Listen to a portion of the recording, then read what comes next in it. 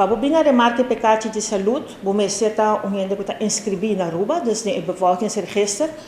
E ora é nada para começar o processo para start para fazer a aplicação de carta de saúde. E tem algum requisito não como se cumpre com ele, entre outros etapas tem que fazer o teste de entregar o faces test e cada 5 anos tem que renovar o tórax foto. E se tu reconhece o ponto na requisito e nada para cumprir com ele, e ora é nada para pôr bem na remarque pecati de saúde, qual tem validez de 1 ano.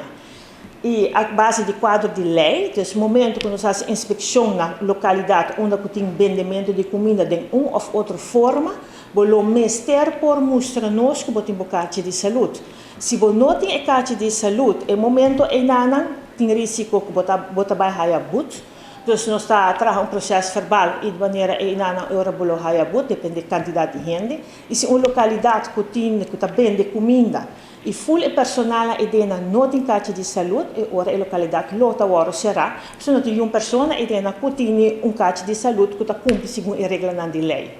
Então, é importante para essa que você compra comida, ou cerca de quem você compra comida, dus na onda, a mês seja crítico, na quem você vai comprar comida, para você comer, para corte bom, essa você preparar a comida, mas ser cumprir com certos requisitos, entre outros de lei, regra de higiene, cultura ponto que você válido para a qualidade de comida.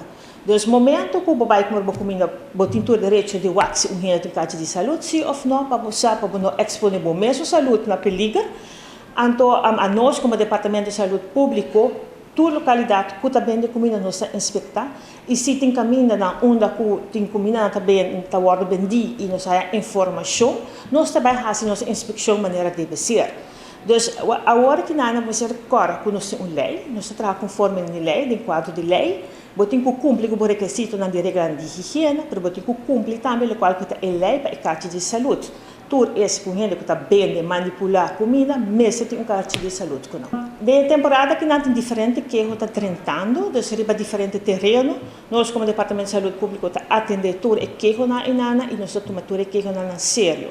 Então é importante para sobre que nós estamos falando de saúde de gente e forma de comida, isso aqui é uma parte importante.